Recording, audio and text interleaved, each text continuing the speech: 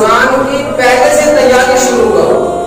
ہمیں تیاری کیا کرنی ہے؟ تیاری یہ کرنی ہے کہ ہم لوگوں نے گھر میں کچھ کام شروع کیے ہوئے ہوتے ہیں تو ہم پہلے سے اس انداز سے وہ کام کریں تاکہ وہ رمضان سے پہلے ہی ختم ہو جائے اور رمضان ہم فارغ ہو کر اپنے اللہ کو دیں.